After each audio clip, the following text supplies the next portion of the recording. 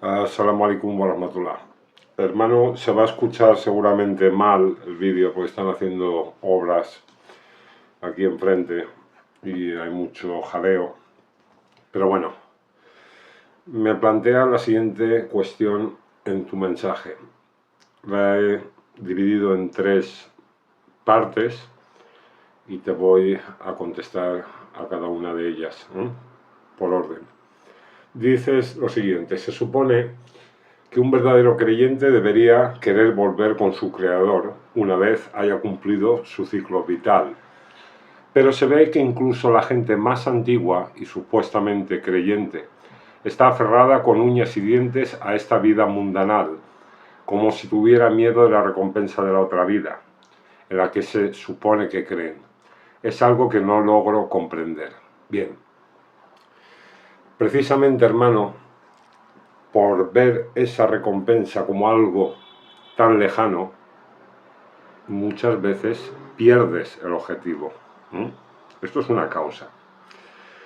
Después tenemos que saber que la naturaleza del ser humano es la misma en creyentes y no creyentes. Todos venimos del aliento divino. Hemos sido creados con una esencia pura. Es el Shaitán quien nos susurra y nos arrastra a cometer el mal. Sabemos que la figura de Iblis en el Corán representa un elemento de la naturaleza humana, igual que el Zawj o el par de Adán también es otro elemento. Se tiene que interpretar de esta forma, aunque hay cabida a otras interpretaciones, pero esta es la que nos permite hacer una estructura más sólida a lo largo de todo el texto coránico. El comprender que Adán, Zawj y Iblis conforman a lo que sería el ser humano. Cuando Adán desobedece a su Señor, ya cambia, ya no aparece la figura de Iblis, aparece la de Shaitán. Por eso digo que es el Shaitán el que nos induce al mal. Iblis y Shaitán serían dos caras de la misma moneda.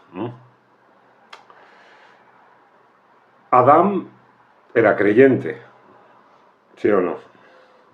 O lo que se entiende como Adán. Recibe palabras inspiradas de su Señor: que no se acerque al árbol. Y sin embargo, él se acerca. Puede hacer lo que quiera allí donde está. Lo único que tiene que hacer es acercarse ahí. ¿Y qué es lo que hace? Desobedece. Entonces, eso está en la naturaleza del ser humano, incluso en la del creyente, hermano. Para eso Dios ha puesto el precepto del arrepentimiento, del volverse a Dios, porque forma parte del proceso. Que no se entienda esto como una excusa para pecar, no. Significa que Dios nos da herramientas para que desarrollemos nuestro yo, nuestra alma, lleguemos a volver a conquistar ese estado de gracia que se entiende como el paraíso. O sea, es la vida de este mundo un viaje de vuelta al origen. Es una búsqueda de la felicidad absoluta que encontramos al final del camino, si hemos hecho las cosas bien. Continúa diciendo lo siguiente: quería preguntar acerca de algo que superficialmente pareciera ser una contradicción en el Corán. Se nos dice en el Corán que Dios es el más perdonador, compasivo y misericordioso, pero también se nos dice que los asociadores y los incrédulos no serán perdonados, cosa no menor considerando que cerca del 80% de toda la humanidad actual es asociadora o incrédula, ateos, agnósticos, etc. ¿Cómo podemos entenderlo? Sé que has hablado un poco de esto en otros vídeos, pero deseo que te puedas explayar más al respecto. Es verdad que he hablado en muchísimos vídeos de este tema, Los títulos muchas veces de los vídeos no corresponden con el contenido, hermano. Yo en el canal no pretendo dar interpretaciones absolutas. Nunca digo esto es así y no puede ser de ninguna otra manera. No lo he hecho nunca eso.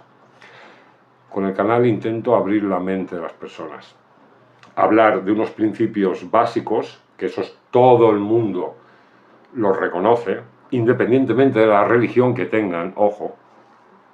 Y a partir de ahí se pueden, está claro, formar distintas estructuras e interpretaciones que van a depender muchas veces de lo puro o sucio que tenga el corazón el individuo o el grupo al que sigue. Eso no significa que podamos interpretar la revelación como nos da la gana, porque sabemos, y en esto estamos también todos de acuerdo, que no pueden haber contradicciones. Entonces, dependiendo de cómo quieras interpretar, se van a dar contradicciones. Entonces, ese tipo de interpretación ya no sería válido, por mucho que lo quieran validar. Hermano, no es que el 80% no sean creyentes. Creo que más bien al 100% de los seres humanos nos falta información. Ahí creo que es donde está el problema. El Corán, no te olvides que nos dice con toda claridad que todos los seres humanos creen en el Dios único. Le ponen nombres distintos, pero todos reconocen a un creador. Bien, entonces, y para no encontrar contradicciones en el texto, debemos entender que cuando el Corán nos habla de creencia, no solo se está refiriendo a una conciencia en Dios o en lo absoluto, en la totalidad, no. Se nos está hablando de comportamiento. Sí, creer en Dios, desde la perspectiva coránica, significa actuar según sus preceptos, porque todo el mundo, nos dice el libro, cree en Dios. Cuando leemos la palabra incrédulo, no podemos pues interpretar como alguien que no cree en Dios. Alguien que dice, no, yo no creo en Dios, te está hablando de broma, o es un mentiroso. Todo el mundo en su interior, como ha sido creado de esta esencia divina, sabe que hay un creador. Pero sin embargo, te dicen que no, que yo soy ateo, yo soy tal. Bueno, no están hablando en serio. Y el que habla en serio, pues es un imbécil. Lo que está muy claro es que creencia va ligado a comportamiento, al cumplimiento de esos valores y preceptos que aparecen no solo en el Corán, sino en todas las revelaciones. Paraíso e infierno existen en la otra vida, el Corán lo deja muy claro, pero se pueden entender como fenómenos que ya se dan en esta vida terrenal. Me voy a explicar. Paraíso e infierno y los elementos que componen cada uno de estos conceptos, elementos que aparecen descritos en el Corán, recompensas, delicias, castigos, sufrimientos, todo esto se está haciendo una referencia explícita a estados psíquicos o espirituales del individuo, además de grados de desarrollo, tanto en individuos como en comunidades. Esto, si haces un estudio a fondo del Corán, te das cuenta de que es así. Las escenas en el relato coránico que nos habla del paraíso y del infierno nos pueden estar hablando de sociedades, de estados emocionales. Se pueden estar refiriendo, cuando se habla del día del levantamiento, el día en que existan revoluciones, el día en que se implanten las leyes de Dios sobre la tierra, lo que ocurrirá, lo que le ocurrirá a los malos, lo que le ocurrirá a los buenos. Se puede entender de muchas formas distintas estos conceptos de paraíso, infierno, el día del levantamiento, el juicio final. Y todos ellos, todas esas comprensiones no quitan la comprensión clásica de que hay vida y juicio después de la muerte. Ojo, que la hay. Pueden ser las leyes de Allah las que nos den paz y prosperidad, o el rechazo a estas leyes las que nos den sufrimiento y provoquen el subdesarrollo o la falta de evolución.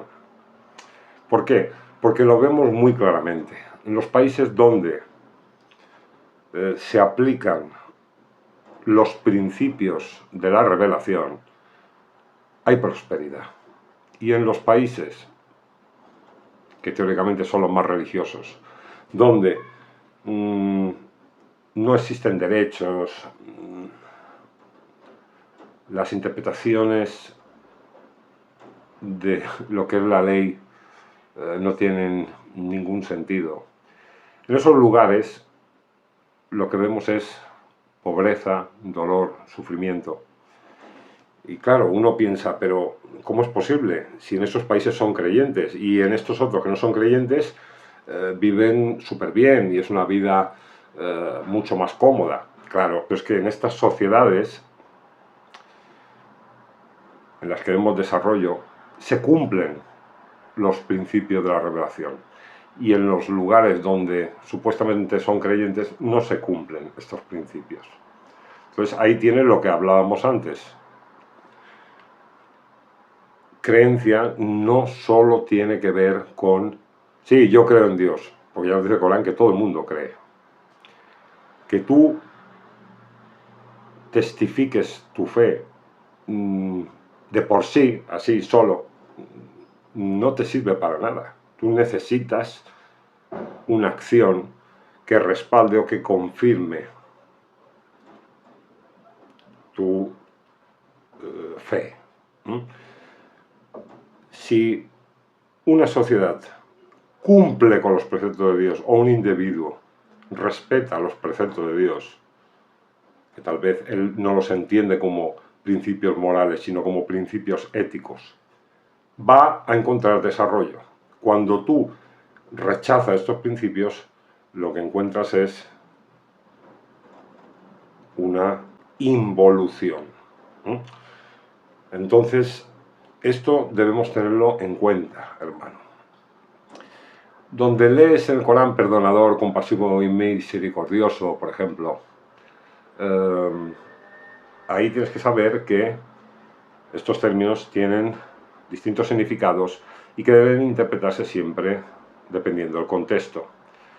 Cuando dice que Allah es el perdonador, al-Ghafur, Gafara, el sentido más básico que tiene es el de proteger. Entonces, bien podrías entender en esos versículos donde dice que Dios no perdona a los incrédulos, como que Dios no protege a los que rechazan sus leyes, a los que no las cumplen. Es decir, no tienen la gracia divina sobre ellos.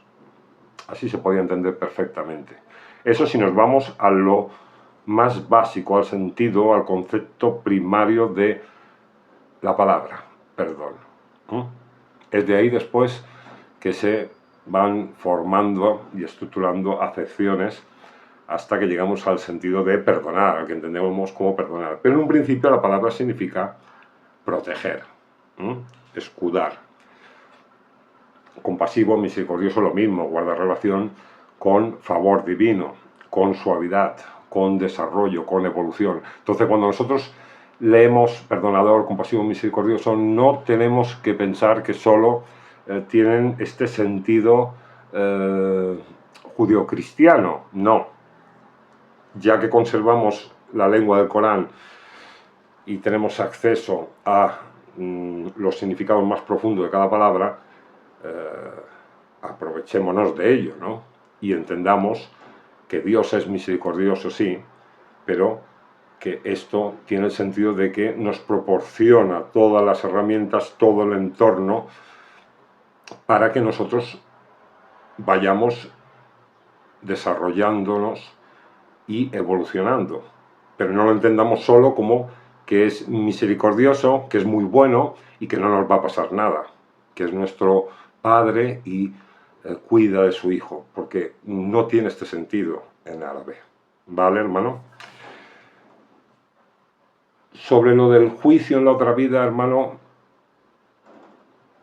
tienes que saber que sobre todo lo que queda muy claro es que Dios es justo y que Dios ha creado una ley que no aparece por este nombre, pero cuando estudias el conjunto de la revelación la puedes pensar así, la ley de causa-efecto. Tú recoges lo que has sembrado. Entonces todo el mundo tiene que pagar por lo bueno y por lo malo que ha hecho. Ya tengo vídeos en el canal como el de castigo eterno o infierno eterno, no sé cómo se llama. Bueno, hay vídeos en el canal, te los encontrarás por ahí, en los que queda claro que todos tenemos que pagar el mal que hayamos hecho, pero nos deja puertas y ventanas abiertas a un perdón auténtico después de haber pagado el mal que hemos cometido y una entrada final a su misericordia, que es el atributo más importante, todos lo son, pero el que el mismo Dios se ha autoimpuesto, el de la misericordia. Terminas diciendo lo siguiente: jamás he temido demasiado la muerte, a pesar de que suele ser lo normal en estos días, con gente viviendo como si esta vida fuera todo y luego nada. Lo que sí que me destruía la mente y me generaba desesperación era intentar entender el asunto de una eternidad junto a Dios, justamente por el concepto de eternidad. Pero después de que me volví creyente, entendí que no tiene sentido tratar de entenderlo.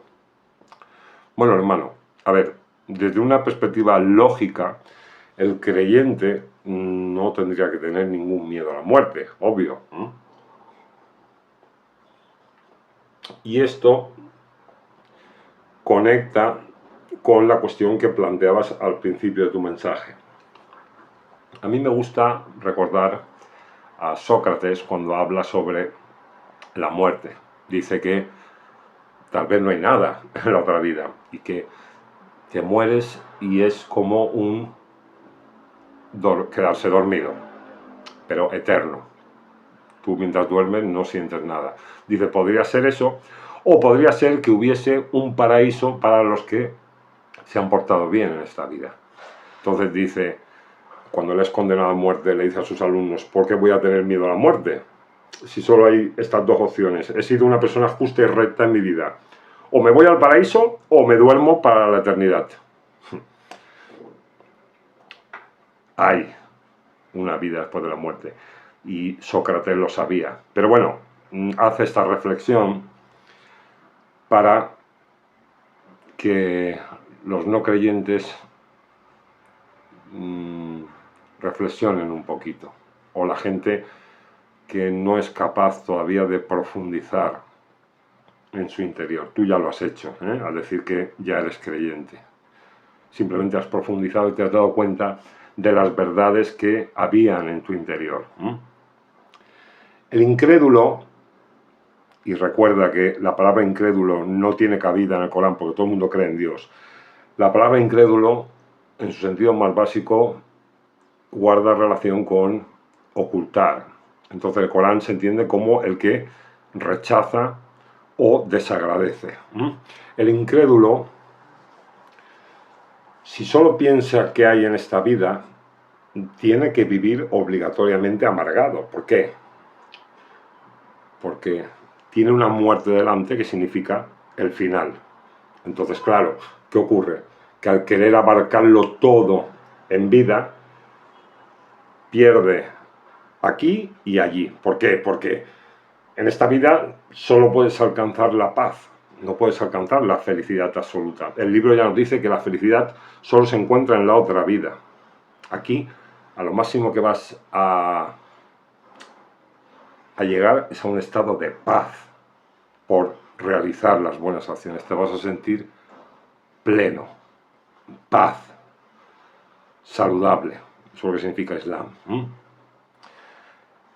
Las malas acciones del incrédulo por querer recoger o disfrutar todo lo que pueda en este mundo es lo que les llevan a vivir un infierno en la tierra. Porque claro, se apartan de los preceptos de Dios o de los principios éticos que nos enseña la filosofía, porque todo viene de la misma fuente de Dios. Y al apartarse de eso viven en un infierno. Disfrutan, pero no disfrutan, porque al desobedecer la palabra de Dios se encuentran mal, se encuentran desnudos, se encuentran desprotegidos, como Adán cuando desobedece a su Señor. No hay otra. Y sobre, hermano, el concepto de eternidad, claro, ahí lo dejamos, porque pertenece al Gaib, al oculto, y no llegamos. El capítulo 112 del Corán, ya lo he hablado en muchos vídeos, es un ejemplo claro. Ahí se nos describe cómo es Dios, y después de entrar en el capítulo salimos igual o peor que antes de entrar. Entonces, ¿qué sentido tiene que Dios ponga este capítulo para describirse a sí mismo en el libro? Pues es muy sencillo. Es para que ni siquiera nos imaginemos a Dios. No. Es para que simplemente tengamos una conciencia de que aquello que sentimos dentro, que somos eternos, que hay un creador, es para verificar esto.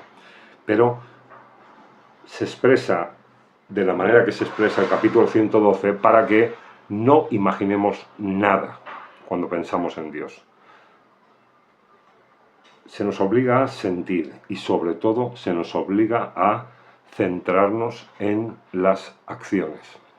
Las acciones lo son todo. Tú eres inteligente. Si piensas en todo lo que hemos hablado, vas a entender, si lo reflexionas, en que las acciones son las que lo determinan absolutamente todo. El paraíso, se nos dice en el Corán, se gana por el esfuerzo que la persona ha hecho. Cuando dice, aquí tenéis el fruto de vuestras obras en el Corán, nos está diciendo eso. Lo que nosotros plantamos es lo que recogemos. Ya, y la creencia en Dios. Todo el mundo cree en Dios, pero eso también pertenece a una esfera a la que no llegamos. Lo que cada uno piensa en su interior, el tipo de conciencia que tiene, es algo particular de cada individuo, que solo Dios conoce. Porque no tenemos que juzgar a la gente de otras religiones, de otras creencias, no hay que juzgar. El campo común es el de las acciones. Tenemos que hacer el bien. Después, lo de la creencia en Dios, ya nos dice el libro. Soy pesado con este tema, pero tiene que quedar claro. Todo el mundo cree. Después digas, soy agnóstico, soy ateo, soy... Eso es algo entre tú y Dios. Es algo que solo comprende Dios o que comprenderemos todos en el siguiente nivel de existencia. En este no. En este solo hay que centrarse en las acciones. Haces buenas acciones, respeta lo que Dios ha dicho, vas a tener paz y o prosperidad. O las dos cosas al mismo tiempo, sí. Te apartas de los preceptos de Dios, vas a tener sufrimiento, desastre, dolor y te vas a quedar estancado. No hay nada más, hermano. Salamu alaikum wa rahmatullah.